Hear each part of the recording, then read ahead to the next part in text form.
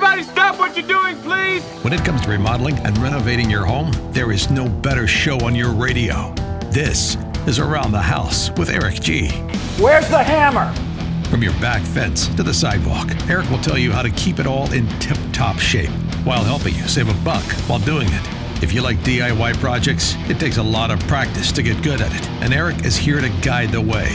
Is it on the, go up on the other floor. Somebody go up there and stop the hammering. All that and more on the fastest 2 hours of home improvement radio. These are the wrong plans. These are the old plans. Oh! Welcome to Stop it! Around the House with Eric G.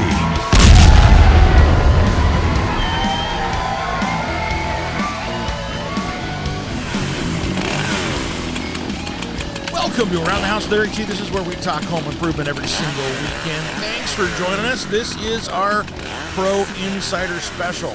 This is where we take a few minutes and talk about things, that are for the trades out there, whether you're a carpenter, a finish contractor, or, a tile store, whatever else you're doing, remodeling, this is for you guys out there.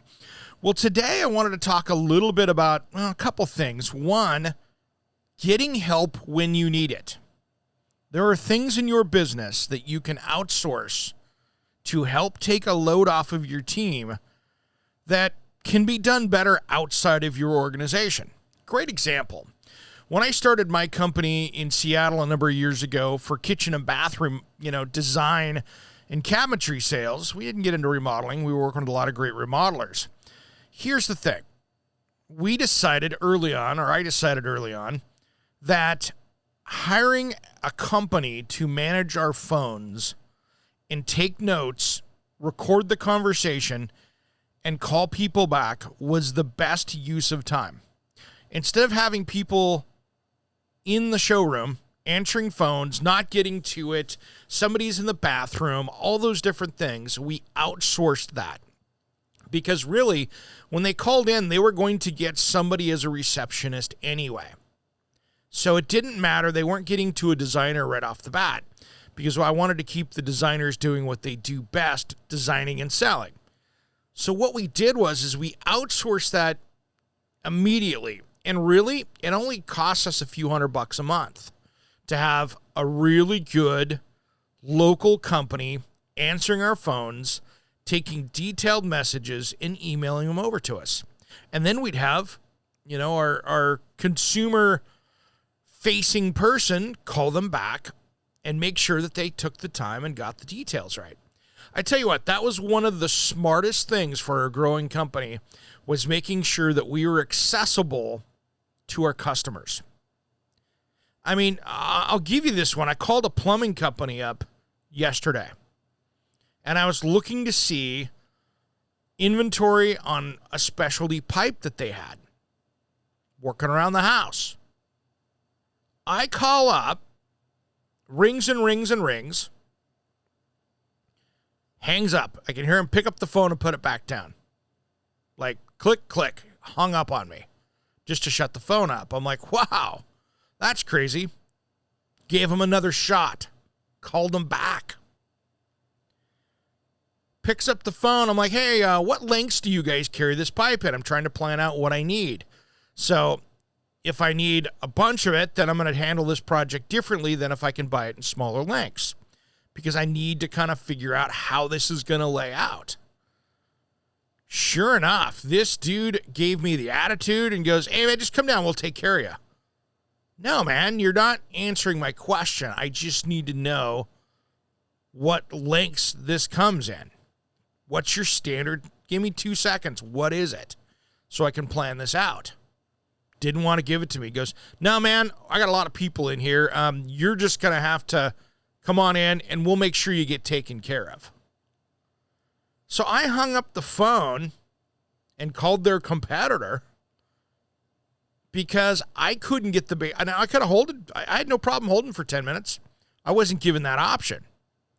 But my consumer experience there, I'm going to go spend a few $100 at this place. Not anymore. I'm going to their competitor. I don't even care if I pay more at this point because of that bad experience. Now, you would think that having at least somebody answering the phone saying, hey, I'll get you to a counter person. Hold on a minute. Sit tight.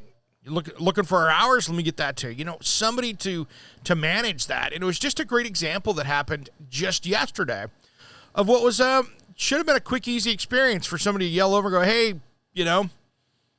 Nancy, what lakes that pipe come in? Easy. So they lost my business. And so I'm going to be going someplace else. So that is kind of where I'm at with that. And you just got to be careful, guys. Just be careful because you're losing customers. And management there doesn't know. They don't care. They do care. It's a reputable place. And it's not somebody you ever heard on here. So this isn't locally. It's not Chown Hardware. Those guys are great to me. But I'm looking at some pipe, not decorative plumbing fixtures. So it's one of those things that I look at, and it's something that I just want people to realize that you could be turning customers off. If you're a home builder, why wouldn't you have this? People calling up, finding up, and, pretty cool way to do it. It always gives you a really professional front look. They answer the phones as your company. It's not a bad way to go. Now, I've got another one that I'm doing. I needed to get an appliance carried inside. So I got a new range showing up. Sitting here 8 feet away from me here. It's a Z-Line 48-inch range. Got it uncrated, going back into the house. My Viking one I sold. This is an upgrade. Swapping it out, putting a new one in. So I'm looking at this thing going, it's stunningly beautiful. Love it. Beautiful range. How am I going to get this thing in the house? What did I do? I thought, I've never done this before. I called Thumbtack. Got on that app, and I was shocked. I needed 2 guys out here for 20 minutes, couple strong young bucks, as they would say. I just don't want to damage this thing, and I'm having enough work to do around here than to worry about trying to get 8 buddies over here to carry this thing in. And so for under $100, I got somebody coming over to carry this thing out of the shop. I've already uncrated it, ready to go. Going to carry it in, put it in there. You know something? It's an easy way to go. I was doing this at 8:30 p.m. last night.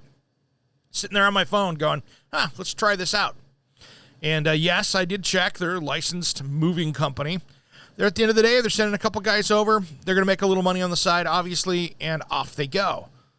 And it's interesting because that kind of service, I didn't need to call a big moving company. I have my moving companies I've worked with before, but I thought, that's an interesting way of doing it. And we've all seen the commercials out there for it. Now, I don't know if I would hire, a handyman from there, though there are plenty of handymen out there. A lot of people doing it, but that was an interesting one too. I just wanted to talk about. There are so many new ways to communicate with your clients, and I'm communicating with these companies giving me bids to move this range.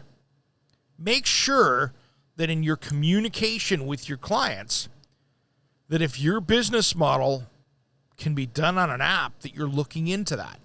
If you're a handyman company, or you're a plumber, or you're an electrician, this would be a smart way to look at things. Now, we've talked about it in the past, and as a homeowner, I thought, wow, this is going to be easy. Let's play with this and see.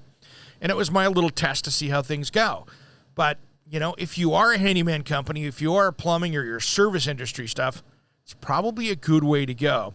And one of those that they have to take their cut, of course, but it might be something to keep your team busy outside of regular service calls. So again, something to think about. Now, one of the things that I'm seeing too is to be careful with out there when you're communicating with your clients. I would continue to keep using phone numbers out there, especially if you've got that call center thing going on now. Just don't get too tricky with stuff.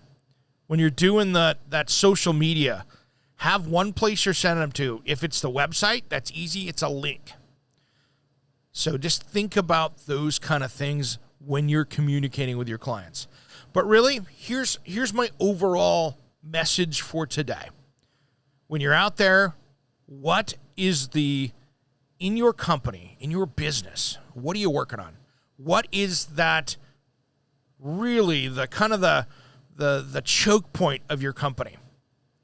If you go out and fix it, if it's phone calls, hire people. If it's getting your teams around or you need more people to hire, get on social media, find those people. Work on those choke points because those are the ones right now that are costing you the most money. And if you can do something inexpensively and fix a massive problem, then that's going to put money back in your pocket and make your business run smoother. And the smoother you can run that business, the better off you are. So that, maybe it's that first relations with the customer person, that consumer-facing person.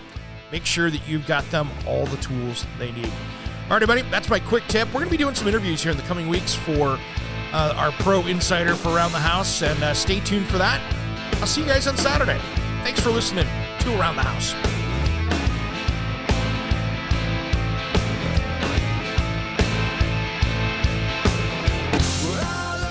Around the House with Eric G. is produced by, designed by Eric G.